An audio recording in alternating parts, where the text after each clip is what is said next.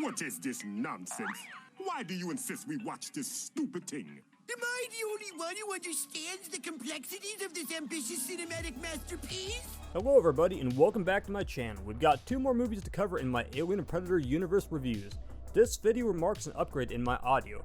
As usual, make sure you subscribe and hit that notification bell to stay up to date with everything I got coming out. Alright people, so like Alien 3 and AVP, this is one of those polarizing movies, you know. You can meet fans that absolutely love it like me, and you'll meet fans that are like really critical of it. And I'll be honest, from a neutral standpoint, I kind of see what people are talking about. But this doesn't stop me from actually loving this movie. And I still fight for it. I think it's a really good movie that's underappreciated by those people that dislike it. I'm not trying to change your opinion, I just want to say that as a disclaimer if you dislike this movie. I'm just putting my thoughts out there. So, 20th Century Fox, the AVP series was folding. It was time to separate the series. Obviously the Predator series went its own route with Predator 2010 coming out, but meanwhile the Alien series was staring down the barrel of the prequel treatment. So one of the key things about this movie is the sheer fact it does not acknowledge either of the Alien and Predator movies. And there's a big reason for this obviously, because Ridley Scott had never envisioned the Predator being part of the Alien universe when the movie came out. I mean, hell, the Predator series wasn't even out by that point. So it really wasn't in his nature to care enough to take a moment to make sure that he's not, causing issues between the timeline of the movies. This movie takes place in 2093. At least the bulk of the movie. I'll get back to that later. But basically the implication here is the xenomorph doesn't exist. It does not exist in the timeline at all. So, this is one of those confusing things, but basically to break it down, the Predator series acknowledges the AVP movies, but the Alien prequel series does not. I want to be perfectly clear too, that there is a bunch of fan theories of how these series can be connected, about how the AVP series can still exist. I mean, we still see that little statue of the xenomorph, so there's a lot of things that are kind of confusing, but we know that Ridley Scott did not care for the Alien and Predator movies, so there's no reason he was going to go out of his way to make sure that he was going to acknowledge the movies. I'll be honest, the timeline of all this is really confusing, but if you want to put it together, more power to you. So all around the 2000s, Alien 5 was kind of talked about. It was a subject that was really kicked around, but no real plans formulated. Eventually, a prequel was greenlit, and I know there were times where they were talking about doing this in part 1 and part 2, and then eventually it came to be about 3 movies, and it was being called Paradise. And it was one of those movies that actually took a little bit longer to happen than it should have, honestly, This is an idea that I think a lot of people are thinking, hey, they should explore it. But this movie doesn't just go into the alien, it goes into the space jockey. And that doesn't even scratch the surface, there's so much more to this movie. And we're talking religion versus science. We're talking the creation of life. The space jockey, the xenomorph. A lot to this movie. It's probably more than people wanted, honestly, in an Alien prequel. But does that mean I dismissed this movie? Because I kind of went into it with open eyes and ears, paying attention, I was really curious about it. Now, one ironic thing about this movie is it does share some of the similar ideas that AVP had brought in, ancient civilizations connected to extraterrestrial life. But the spin here is, though, rather than being sacrifices, we're trying to find our beginning. That's what we're trying to do in this movie right here. We're trying to find where we come from, who created us, and this is where the whole religion versus science type thing comes into debate. So I'm going to warn you, if you're looking for plenty of xenomorph action, this movie isn't going to be for you. I mean, this is probably where some people are going to be a little let down, because people were looking for portrayal closer to the original movie, because this movie, while it does have some similarities to Alien, there's quite a few differences, it feels like its own movie at the same time. In fact, you might watch it and kind of forget that it's an Alien prequel. Certain things like the technology is very different than anything we saw in the original movie, and this movie actually even predates that movie, so for whatever reason it's never quite explained. Technology goes backwards, we have this nice flashy modern day technology. I'm gonna assume the team that was working this movie with the set and all the CGI, they probably just wanted to flash their skills, honestly, so that's probably the thing. But you can never go wrong with the old retro type sets they had in the original movie. Gotta love it. The beginning of this movie takes place in 2089 and we meet Shaw and Holloway, key characters in this story. They discover a star map in Scotland, which has been documented with several different ancient cultures. These ancient cultures are all separated by different time periods of existence, so they had no communication, yet they were painting and showing the same thing. The idea and belief, this is an invitation to meet our makers. This movie is already starting off to be a wild ride, and I just want to say I'm not condemning it because I actually like this movie and it's a fun ride. We fast forward a few years later to 2893 and we get to see the Prometheus ship, which is carrying our crew who is looking for the origins of man. This movie has incredible visuals, and visually is my favorite movie in the Alien universe. The soundtrack to this movie also, I can't but praise it to no end. It is absolutely beautiful, and the beginning sequence is something that leaves me in awe and wonder when I watch it. Seeing a barren, empty Earth, no humans, no life, nothing, and we get to meet our sexy Squidward friend, who is a space engineer. Oh, there's more though. By the way, I do want to say though, I thought this was going to be a one-off character in the beginning sequence. Boy was I wrong, because we find out this is actually the space jockey, the same species, and this is where some of the divide is. So where some of the divide and the letdown comes from is basically because of the fact that some of the fans were disappointed that basically it's just a giant superhuman that's basically creating life. For years, 30 plus years, we were led to believe this is some giant elephantine creature, but we find out that's only a suit. There's something inside of it, and I think people were just underwhelmed by what they saw. So basically 20th Century Fox pulled one of those Star Wars Disney type things and basically is all like, none of this matters in the comic books, only in the movies, and disregarded all that, and this is what we got. But there's one more thing I gotta bring up, an Alien vs. Predator Requiem, and this is funny, I gotta roast this one more time because boy hasn't aged well. AVPR tried to tie in the Space Jockey to the AVP series, at least kind of having, kind of put away in the background, pulling one of those Xenomorph type skull moments, in Predator 2, but they put a Space Jockey skull on the trophy wall. Well, we found that this isn't even a skull, this is a helmet. It's not a skull, so it don't make any sense anymore. Oh, poor AVPR, you really tried. The characters I actually care about in this movie and their motives, trying to find their goals. They basically spent their entire life looking for this moment and trying to get the answers. Even though there's kind of a conflict between Elizabeth Shaw and her belief in religion. The movie also implies that Shaw is sterile also.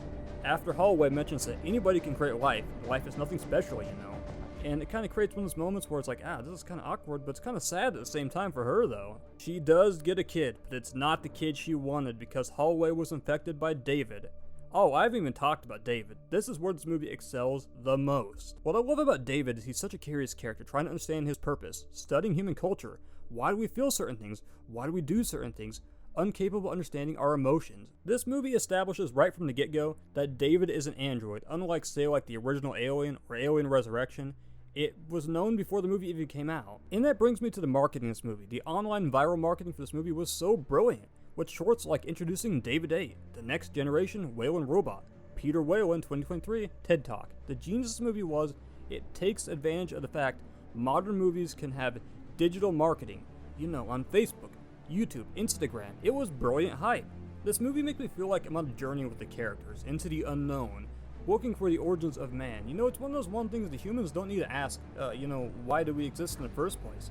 But it's fun following the characters, even though some of the scientists are a little dubious, at certain points, taking off their helmets when it's pretty early, and they're still not considering, there could still be a few problems, but hey, we wouldn't have a movie, I'll acknowledge it's kind of a flaw, but still, I'll roll with it. If anything I'll nail this movie on, I'll go ahead and nail it on the fact that creature designs are kind of subpar. They're fun, they're alright, but the thing is they're not super memorable like the original Xenomorph. I do love the Deacon Xenomorph at the end, or he's not really a Xenomorph, he's kind of like a subspecies more so, but that's probably a more accurate way to put it. Prometheus is a journey from start to end. I know there's some people that don't care for this movie, but I found myself legit enjoying it. It's a movie that is just timeless to me. I just wish its follow-up movie could have tied up things a little bit better, unfortunately. And that's another story for another review. Prometheus, one thing about it is it does tend to give you more questions than answers. So if you're looking for an answer that takes you right into the original Alien, it won't do that, unfortunately. Take what you want to from this movie. You may like it, you may not. It's just one of those movies that I honestly feel strongly about, and I can enjoy it. Prometheus was also given a toy line. It wasn't left out at all. And there was a point that I was kind of wondering if they were even going to do it, because it didn't seem like something that was going to be too marketable. But it happened, and it just ran about 2 figures per line, with the exception of the final one. So they opened up the line strictly with just space engineers. We had our pressure suit variation and the chair suit variation. I think most people were thinking like me. The same idea, just go for the chair suit variation, which is one of the key figures in this line. While the chair suit is one of my favorites, the big thing I gotta be critical of this is probably the fact that the arms seem a little out of proportion. Maybe this is just me, I don't know, just something seems really odd about them. Detail and sculpt wise though, it looks nice. The paint apps are pretty well as accurate as they can be in the movie. Articulation does not go as far as say what the Predators did or the Xenomorphs had done at this point. There wasn't no double jointed knee articulation or say in the arms or anything like that. It's pretty simple, but it's not one of those ones I'm complaining about because I've seen worse. You know, the Hunger Game figures, if you've ever seen those. Then you switch gears and you have the pressure suit variation, which is probably the less popular between the two. But there's one cool thing about this one that actually is better than the other one, and that would be the Sculpt Job. The Sculpt Job is definitely a win here, because every which way, up and down, behind, front, it's really detailed, and I think that's one of my favorite things, just looking at it and seeing all the details just pop that you didn't notice before. But I'm a skeptic if the paint apps are really as accurate as what they are in the movie. It just seems a little too light for me. Maybe it was just in the movie and the lighting, which sometimes is a factor when it comes to these, because Neca, they base what they see and what they're going off on the actual suits and the behind the scenes. There's a possibility that could be it. So then you have Series 2. And the thing about this one is it has my favorite figure in the entire Prometheus line, which is the Little Deacon. When I saw Prometheus in theaters, my first thoughts was, please give us this guy. Please release it, and they did. It just took 2 lines in. The paint apps and the sculpt is pretty simple on it. One cool thing about it, it does have this cool feature where you can slide the jaw in and out like a goblin shark, say like in the movie at the end, but I think they could do this so much better in the future, because I am personally in favor of the idea of sculpting 2 different heads. This idea was exhibited on the Neomorph. It had 2 different heads, and generally with the Predator figures, the sculpt, paint apps, and articulation isn't too gutsy with this figure. It's simple all around. It's just a fun figure to have in the collection, and it's one of those ones I hold in very high regard for whatever reason. And that's not even touching on the accessories, because I feel like the bulk of the best accessories were on this figure, and that's just personal opinion. For starts, you had the hammer peds. They had the little bendy wires in them. I'm a little skeptic to bend them around too much nowadays. In fact, there's actually one of them that the bendy wire has kind of punctured through the side of the sculpt, so I kind of get a little uneasy about bending it too much or getting too harsh. But this is one of those things you see with the Neca figures in general, especially the facehuggers. General Neca quality control has kind of been an ongoing issue, so just be careful. Final accessory is the engineer helmet, which is kind of a cool addition. The top of the helmet can be removed just as it was in the movie. It's one of those cool things I'm glad that Neca did include. Neca has always been pretty good at looking at small detailed things that are in the movies that are key to the plot points and including them. And hell, even furthermore, there's some things they didn't really need to necessarily, but they went ahead and gave it to us. And then there's the one that got away. Accompanying him is David A. I had one chance to grab this figure, but I slipped on it, and I expected our store to get in more, and they never did. So that's one of my personal bones and my personal stories right there. I could have had this figure, and now wouldn't you know it, at cheapest he's maybe 40 to 50, and that's maybe like, you know, out of the box, but I haven't sprung on any chance to actually grab him though in recent years. At this point, you're probably thinking, is it really a Neca line without repaints and re-releases? Because that's what they did in Series 3, but it wasn't originally planned.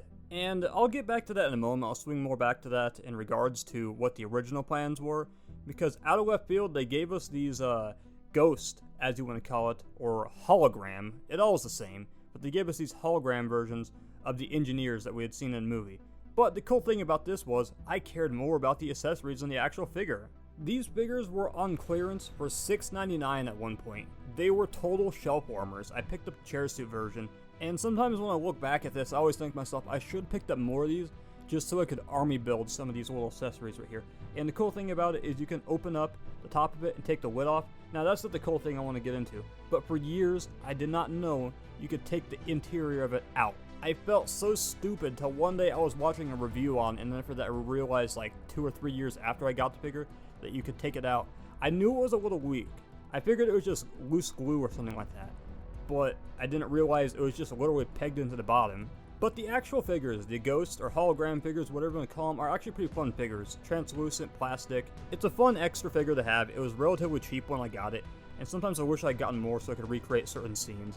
I love doing photography with this figure. It's one of my favorites. Then you have another favorite of mine, the Toys R Us exclusive 2-pack. There is only one Prometheus 2-pack. Both these figures though, this is the only release they were ever given.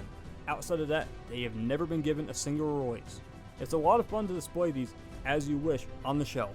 There's countless different ways you can display this as you wish. I personally though have kept it in one, and I don't really feel like taking off and redoing it just because I've loved the pose that I have it in after all these years. It's a 6 set to look at. The engineer, I actually think the paint apps are better and more accurate to the battle damage in the movie, even compared to what the normal one is. It just looks better. you have a lot more emotion going on. The hands also too, it just looks like there's more of a fight going on, as if he's fighting for his life. So beyond Series 3, in Toys R Us figures, Neca did tease Shaw and Fifield, but they never came out for the longest time. These were intended for Series 3 originally. They were forgotten, and after about 4 years, they were just pretty well just in the rearview mirror, you know, never gonna happen. But by the time Alien Covenant came out though, these figures resurfaced and they were getting a release, and Vickers was joining them. The initial reason why they were canceled was basically because the sales of the line were so low, and I think that was their way of putting the engineers out, the Ghost versions, because I think they were looking for something a little bit more marketable. And that's one of the problems that Prometheus kind of had. There really wasn't a lot that was marketable in the first place. But by the time Alien Covenant came out though, they re-explored releasing the Lost line, and they went ahead and took a chance. But these were kind of limited, and they weren't released too widely. I never jumped on them, never had a chance to get them. I probably would get the Shaw figure if I could, if I ever got a chance to get her. To this date, Holloway is the only one that has not been touched on. He is the official Lost Prometheus figure, despite being advertised. So when the time is right, in closing, maybe someday Neca will strike the Prometheus figures again. However, though, don't count on this, because I think this is really low down the line, and I mean low down the line. A decent line with a few gems.